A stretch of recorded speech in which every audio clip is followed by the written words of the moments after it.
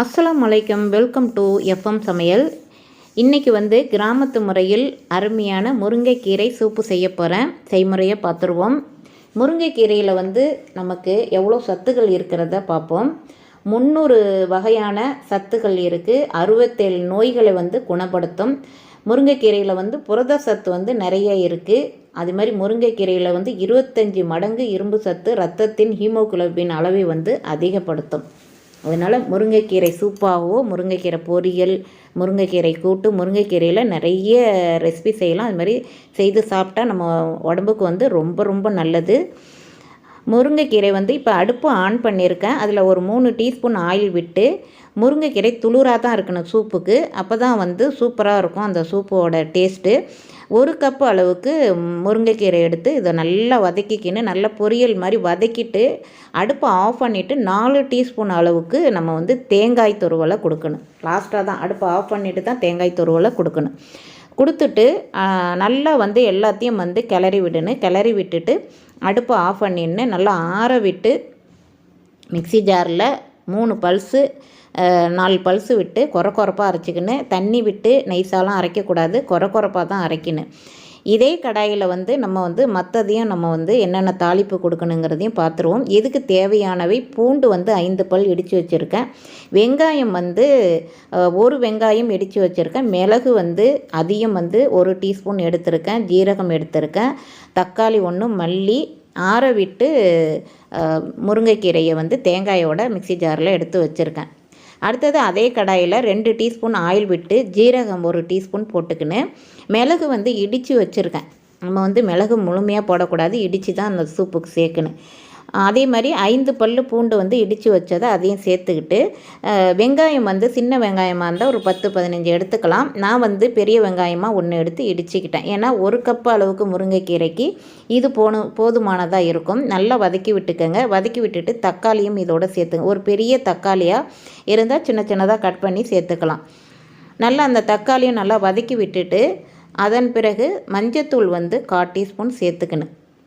அனைவரும் என்னோடய எஃப்எம் சமையலுக்கு சப்ஸ்கிரைப் பண்ணுங்கள், லைக் பண்ணுங்கள், ஷேர் பண்ணுங்கள். முழுமையாக எனது வீடியோ பார்த்துட்டு எனக்கு சப்ஸ்கிரைப் பண்ணாதவங்க சப்ஸ்கிரைப் பண்ணுங்கள். தக்காளியும் வதக்கி விட்டுட்டு ஒரு 1/4 டீஸ்பூன் அளவுக்கு மஞ்சத்தூள் சேர்த்துப்போம். உப்பு வந்து தேவையான அளவு உப்பு சேர்த்துப்போம். எப்போதுமே நம்ம உப்பு சேர்த்துட்டு லாஸ்ட்டாக வந்து செக் பண்ணிக்கோங்க. காரம், புளிப்பு, உப்புலாம் வந்து எந்த ரெசிபி செய்தாலும் செக் பண்ணிக்கிறது நல்லது. இப்போ எல்லாத்தையும் வதக்கி விட்டுட்டு நான் மஞ்சத்தூளும் போட்டிருக்கேன். எல்லாத்தையும் வதக்கி விடுவோம். முருங்கைக்கீரையில் வந்து நிறைய இரும்பு சத்துக்கள் நிறைந்து கொட்டி கிடக்குது.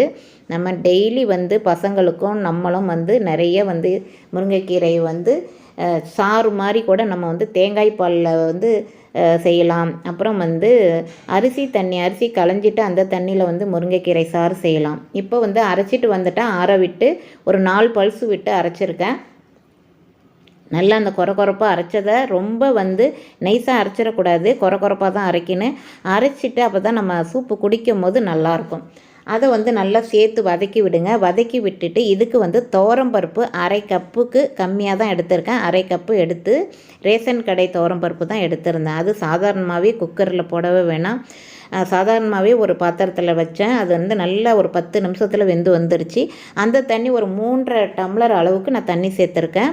அந்த பருப்பை வந்து அந்த கடைஞ்சிக்கங்க கரண்டிலேயே. இந்த துவரம் பருப்பு தண்ணியை இதில் கலந்துக்கங்க. இது வந்து கலக்கும் போது தான் அந்த சூப்போட டேஸ்ட் வந்து அருமையாக இருக்கும். துவரம் பருப்பை அந்த தண்ணி வந்து நல்லா கடைஞ்சி விட்டுடுங்க. நல்லா வந்து நல்லா பேஸ்ட்டு மாதிரி வந்துருச்சு. நல்லா பருப்பு நல்லா வெந்து வந்துடுச்சு. அப்படி இல்லைன்னா நீங்கள் வந்து குக்கரில் வேக வச்சுக்கோங்க. தண்ணி வந்து ஒரு 3.5 டம்ளர் அளவுக்கு தண்ணி சேர்த்துக்கணும். ரொம்ப தண்ணியாகவும் இருக்கக்கூடாது, ரொம்ப தண்ணியாக சேர்த்துறாதீங்க. ஒரு அளவுக்கு தான் இருக்குன்னு. நான் வந்து ஒரு 3.5 கப்பு அளவுக்கு தண்ணி சேர்த்துருக்கேன். தண்ணி சேர்த்துட்டு உப்புலாம் இருக்கான்னு பாருங்கள். எனக்கு ஃபஸ்ட்டு போட்ட உப்பே கரெக்டாக இருந்துச்சு. மிளகுத்தூள் வந்து இந்த ஸ்டேஜில் வந்து கலந்து விட்டுட்டு 1 டீஸ்பூன் அளவுக்கு மிளகை வந்து இடித்து வச்சதை நான் சேர்த்துருக்கேன். சேர்த்து கலந்து விடுங்க. கலந்து விட்டுட்டு மூடி போட்டு மூடிடாதீங்க.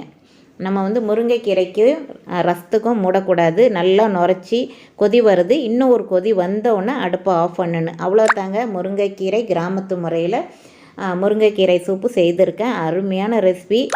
அது இது மாதிரி நீங்கள் வந்து முருங்கைக்கீரை சூப்பு செய்து பாருங்கள், அட்டகாசமாக இருக்கும். இதை வந்து வேறு பாத்திரத்தில் மாற்றிக்கிறோம். மாற்றிட்டு சாப்பிட வேண்டியது தான். அனைவரும் சாப்பிடுவாங்க. அருமையான முருங்கைக்கீரை சூப்பு ரெடி ஆயிடுச்சுங்க. லாஸ்ட்டாக வந்து இதில் மல்லி வந்து இதில் எடுத்து வச்சுருக்கேன். அதை வந்து நம்ம வந்து முருங்கைக்கீரை சூப்பில் போட்டுட்டு நல்லா கலந்து விட்டுட்டு இதை வந்து ரசம் மாதிரியும் சாதத்தோடு சாப்பிட்லாம், சூப்பு மாதிரியும் நம்ம வந்து ஒரு டம்ளரில் ஊற்றி நம்ம குடிச்சிக்கலாம். எப்படி வேணாலும் நம்ம பயன்படுத்திக்கலாம். ஆனால் வந்து இந்த சூப்பு வந்து அட்டகாசமாக இருக்கும். நீங்கள் செய்து பார்த்துட்டு உங்களோட கருத்துக்களை சொல்லுங்கள். அடுத்த சூப்பரான ரெசிபியுடன் உங்களை சந்திக்கிறேன்.